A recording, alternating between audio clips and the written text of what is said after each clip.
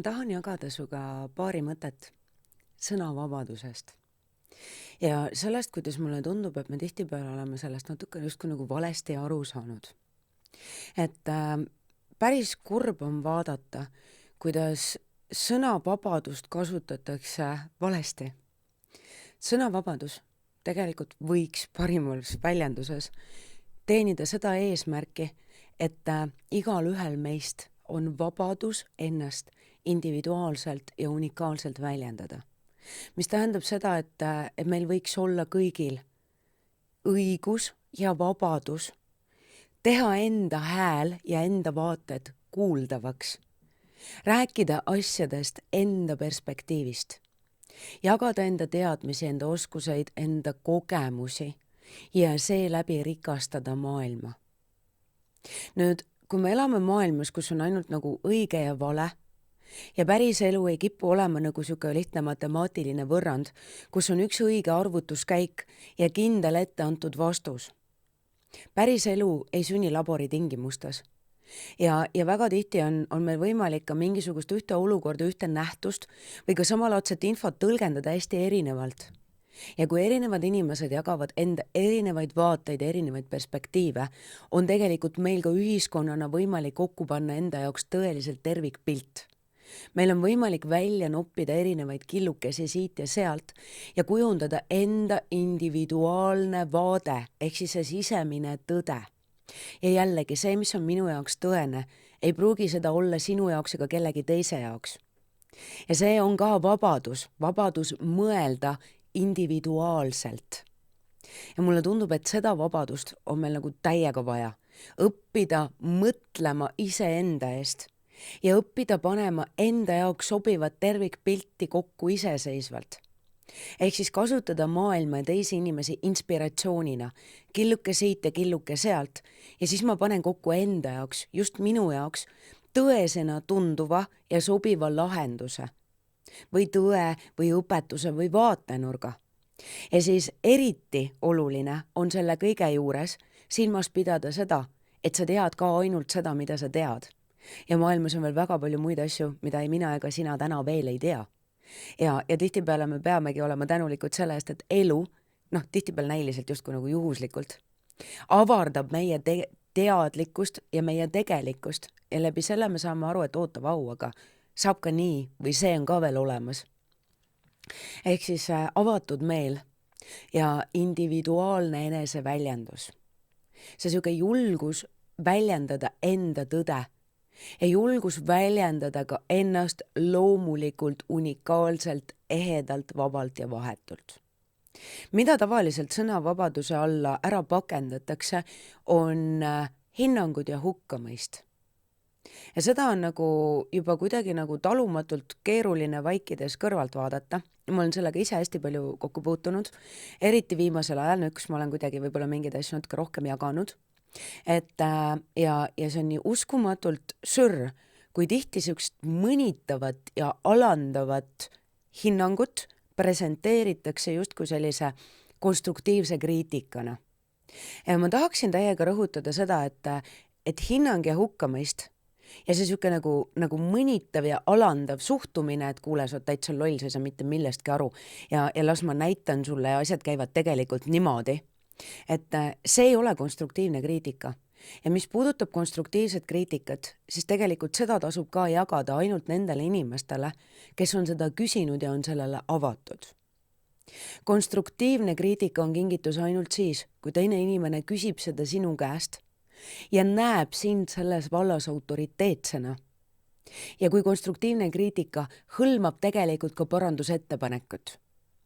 Nüüd, kui keegi ütleb sulle, et sa oled lihtsalt loll või kole või et sa ei tea mitte midagi, see ei ole konstruktiivne kriitika, see on hinnang ja hukkamõist.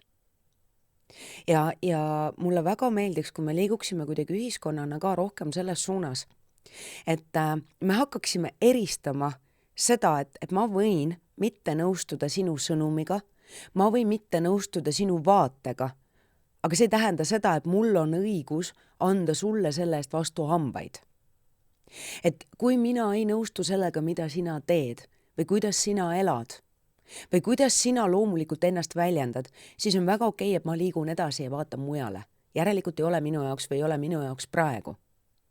Ja kui ma ikkagi nagu tunnen, et ma ikka täiega tahan vastanduda või tahan jagada enda perspektiivi, siis on väga okei esitada väljakutse teise inimese sõnumile, tema vaatenurgale, aga mitte materdada inimest ennast.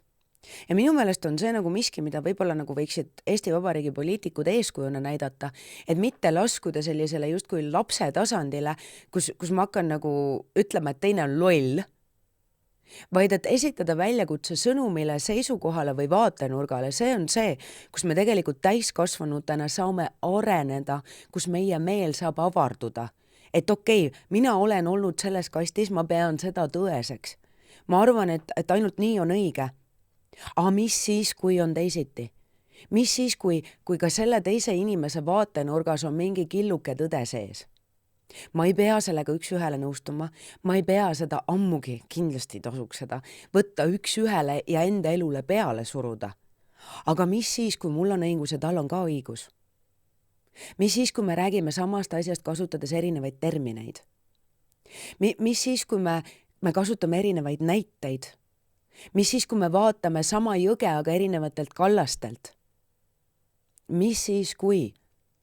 Mis siis, kui ei ole niimoodi, et on ainult õige ja vale, vaid et seal vahepeal on nagu väga suur skaala, väga palju muid värve ja vaatenurkasid ja perspektiive. Ja me kõik täna näeme maailma ainult enda mätta otsast.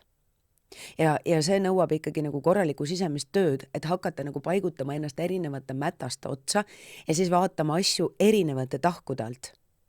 Hästi tihti seda nimetatakse muide ka nagu empaatiaks. Et sõnavabadus, meil on vaja rohkem sõnavabadust ja meil on rohkem vaja ka julgust võtta sõna olulistel teemadel ja jagada enda perspektiive, aga jagada neid südamest.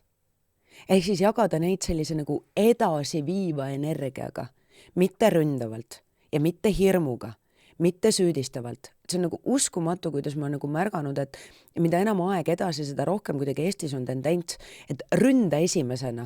Et kuidagi nagu, nii kui teine inimene teeb suu lahti, siis kohe nagu anna talle vastu hambaid niimoodi, et ta peaks hakkama ise ennast kaitsma. Et nagu sõida sisse ja näita kohe, et sa oled võimupositsioonil ja pane inimene kohe nagu sellisesse ennast õigustavasse kohta. Come on, kas me oleme tõesti jõudnud nagu sellesse kohta ühiskonnana, kus nagu teine inimene ongi nagu kõige suurem oht elule. Et me peame päriselt olema nagu valvsad, et jumala eest äkki ma kuidagi kas või paigutan sõnad lauses kaheti mõistetavalt ja et nii kui keegi vähegi vääriti mõistab mind, et siis see võib nagu kujutada ohtu minu elule. Ja lisaks sellele, mis siis saaks, kui me hakkaksime nagu rohkem pöörama tähelepanu sisule, mitte ainult pakendile?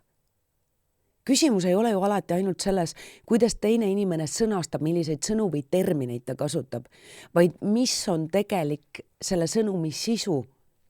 Mulle tundub, et mida enam me oleme nagu sellises pinnapealses sotsmeedia 30-sekundiliste riilide ajastus, seda rohkem me tegelikult nagu kaotame ära selle võime süveneda.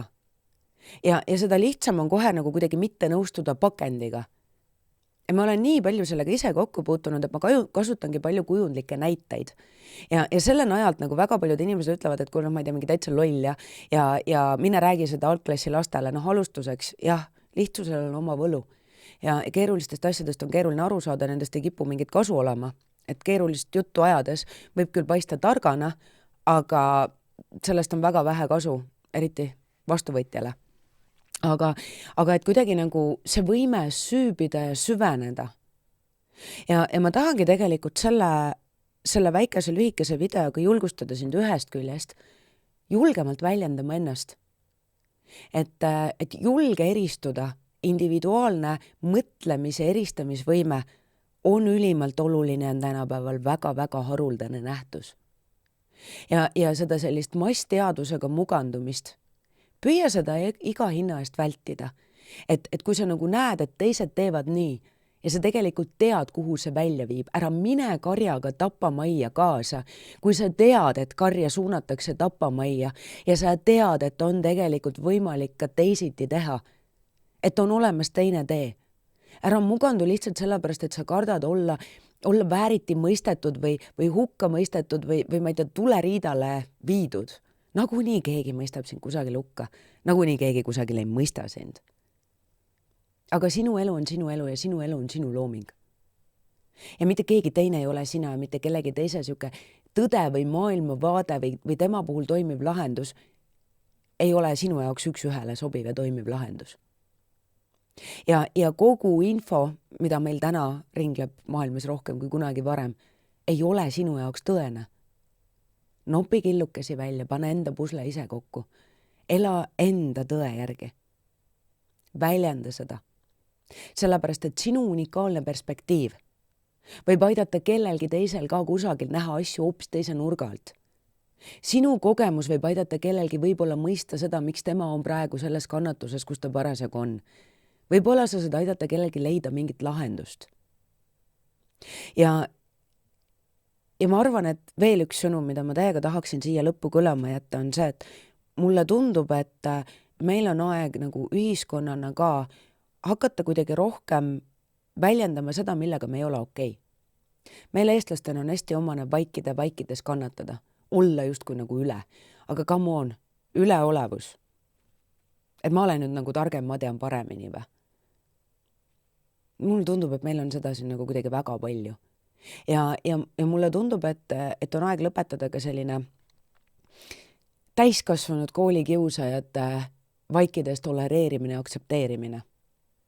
Et see on nagu nii huvitav, kuidas me nagu hästi palju kuidagi võitleme sellise koolikiusamise vastu ja samas tegelikult me nagu ühiskonnana töötame ka sellele hullult vastu, ehk siis samas ka nagu soosime seda, et me nagu ütleme või me laseme karistamatult internetis inimestel nagu teistele vastu hambaid anda.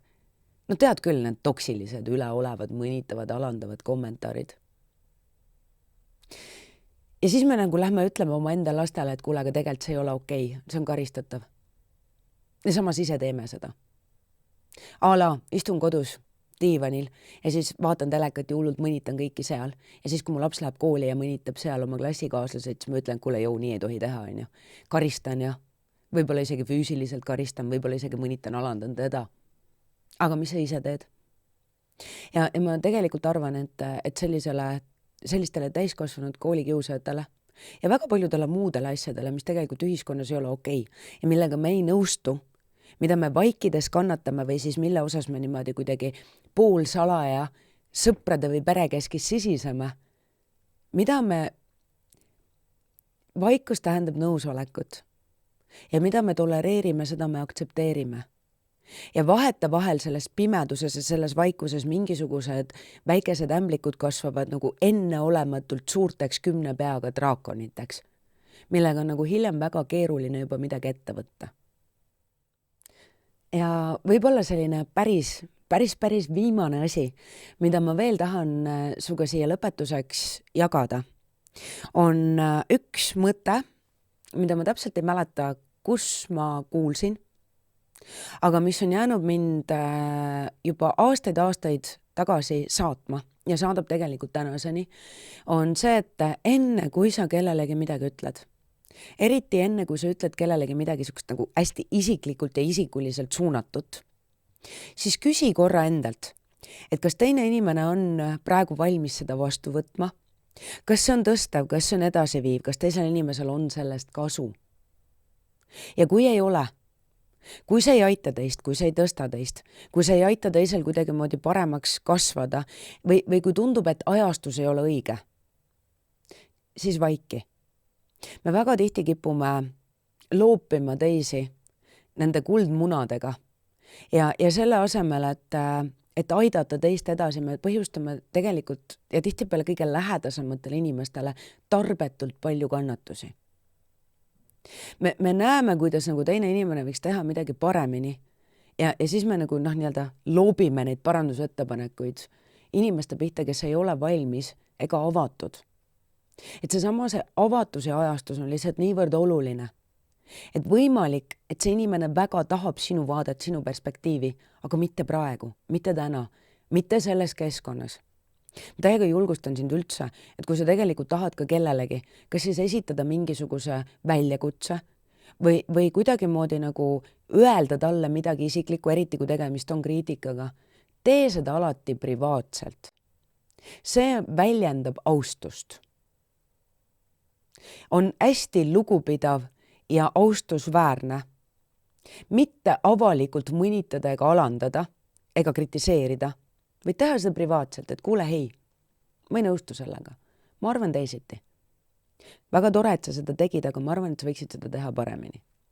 Ja kui see ei tule heast kohast või kui sa tunned, et sa ise ei saa seda praegu heast kohast öelda, ära ütle. Kui see on aktuaalne, kui see tuleb tagasi, ütle siis.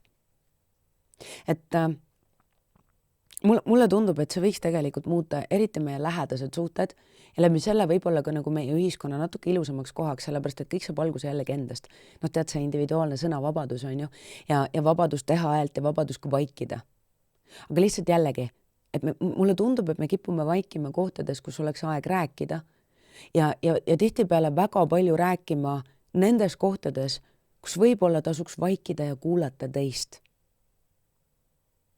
On suur anne kuulata südamega ja kuulata mitte selleks, et formuleerida samal ajal vastust, mitte püüda vastata õigesti, vaid püüda mõista teist. Püüda mõista sõnumit, mitte ainult näha pakendit. Kui see ei tõsta, kui see ei väesta, kui see ei aita ja kui teine inimene pole seda küsinud ega sellele praegu avatud, kas on mõtet seda öelda? Ja julge ise ka keelduda peale surutud parandusettepanekutest. Ja kui sa puutud kokku ka interneti trollidega, ära võta kõike nii väga isiklikult. Väga paljud nendest inimestest on pahuksis iseendaga, nad lihtsalt ei oska teisiti. Asi ei ole sinus ja asi ei ole enamjaolt ka sinu sõnumis.